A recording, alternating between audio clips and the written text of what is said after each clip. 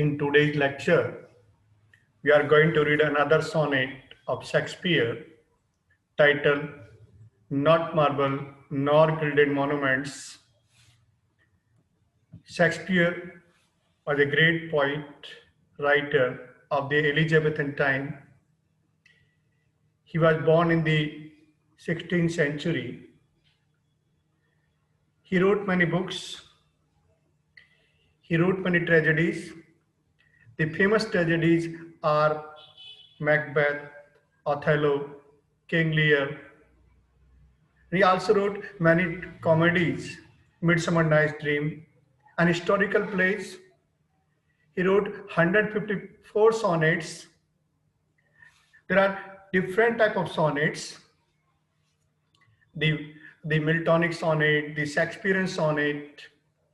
When you talk about the sonnet, the Miltonic sonnet is also called the classical sonnet or the Petrarchan sonnet. It is divided into octave and sextet.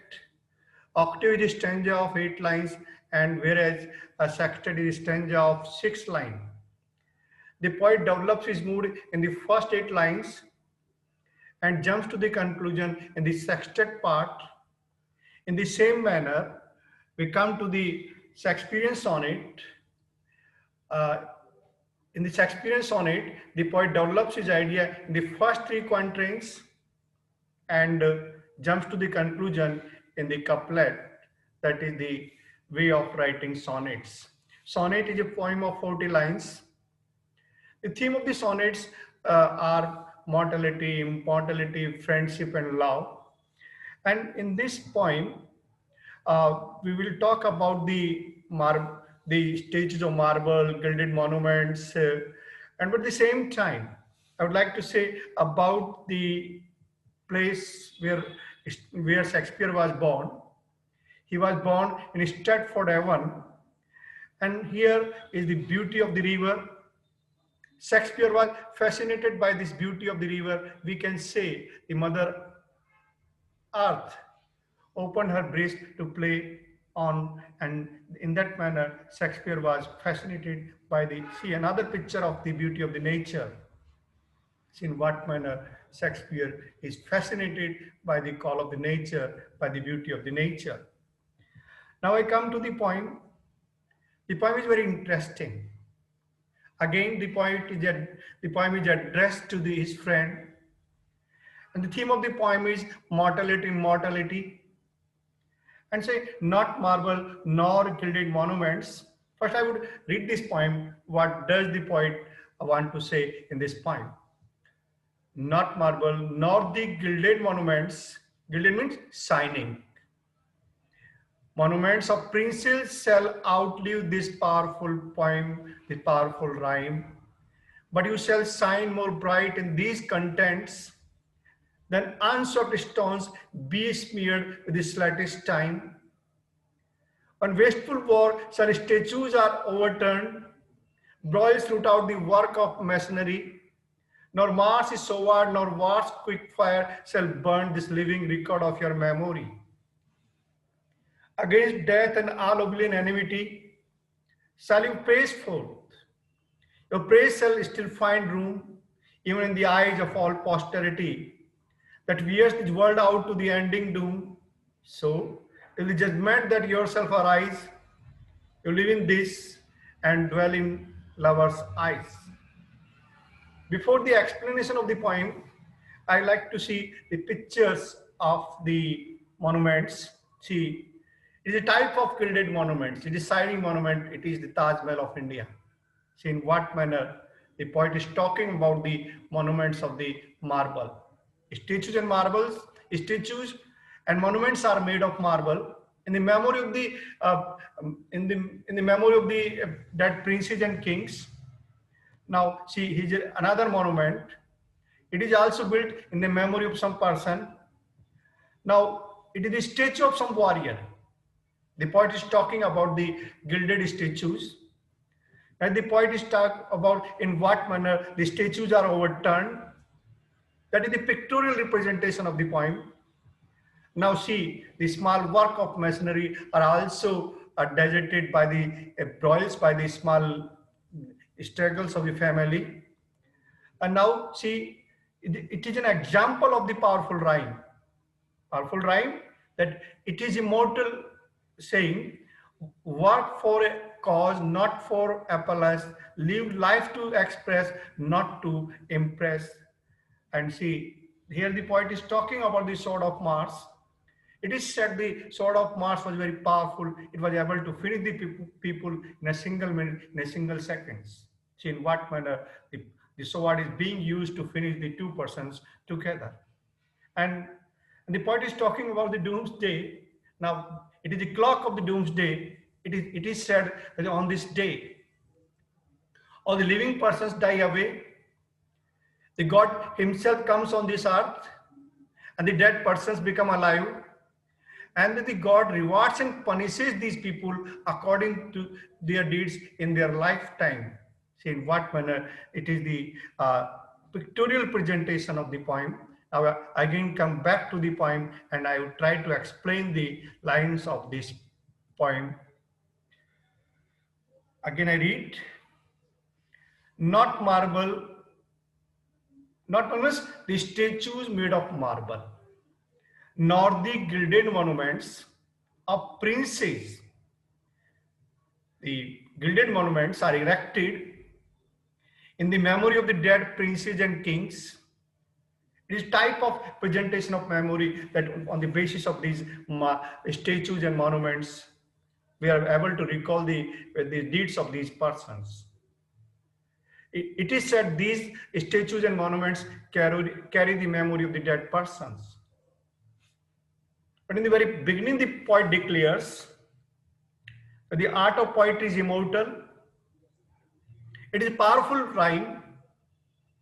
And the poet says that neither the statues of marble nor the shining monuments written in the memory of dead and princes will be able to outlive this poem, surpass this poem. It means this poem is more powerful in comparison to these statues of marble and shining monuments. The poet addresses his friend W.H. and says that you shall shine more brightish in these contents. That the memory of a friend, that the spiritual and intellectual qualities of a friend will be better remembered in these contents, in the lines of this poem. Then unswept stones which are not swept by the passage of time, they are erected in the memory of the dead person. And these stones, these statues and monuments are besmeared, are polluted, are made dirty with this latest time, with the time that is passing slowly and slowly, chopping time. It is said that the time surpasses each everything. The speed of the time is very slow. With the passage of time, the stones are polluted. The stones are made dirty by the wind or in the light of this sunshine. These are not the permanent record of the dead person's memory. Shakespeare wants to say that the statues of marble and then monuments which are written in the memory of the dead princes and kings are not permanent. These are the items of transitory memory. But this poetry is more powerful in comparison to the works of these marble and monuments. This is the first quatrain. In the second quatrain, Shakespeare says, when wasteful wars shall statues overturn. What happens when the war takes place? The forces of the victory, the forces of the winning party comes into the city and they overturn, destroy the statues of the great persons and leaders which are erected in the city. And Shakespeare also declared that the war is not peaceful all the time, it is wasteful. It destroys the civilizations, it destroys the cultures, and it destroys the statues which have been erected in the memory of the dead persons and princes and kings. And broils small dispute, छोटे मोटे झगड़े, root out the works of masonry, works of architecture. And when some struggles takes place, some small dispute takes place, what happens? The work of architecture are destroyed by the opposite forces, by the enemy. Nor Mars, the war god in Greek mythology, nor Mars is sword, nor war street fire shall burn this living record of your memory. The poet says, the poet says that the war is wasteful, the statues are torn, and even the powerful sword of Mars will not be able to finish this poem. This poem is a permanent record of his friend's memory, living record. Again, the poet says that poetry is powerful in comparison to the other work of art. Either it is work of masonry, monuments, marble. In the third quatrain, the poet says, the poet develops the idea that against death and all obvious enmities shall you pace forth. Shakespeare says that even death will not be able to capture the friend's memory. He would be remembered after each and everything, and his qualities, his spiritual intellectual qualities, is pace further, we go further. And your praise shall still find room in the eyes of all posterity, means the coming generations. Because the good qualities have been mentioned in this art of poetry, his qualities will not be forgotten. Even the coming generation would remember his friend through these lines of this poem, through the lines of this poetry. In the eyes of all posterity, in the eyes of the coming generation. And that wear the world out to the ending doom, this poetry carries the memory of the poet's friend to the last day of the judgment, to the ending doom. Now, the question arises, what is the last day of judgment? What is the doomsday? It is said that on the doomsday, all the living persons die away. The God himself comes on the earth, and the God punishes and rewards the persons according to their deeds in their lifetime. That day is called the doomsday, or the last day of judgment. In these three quatrains, the poet develops the idea of mortality and immortality. The poet also develops the idea of the art of poetry is immortal in comparison to any work of art.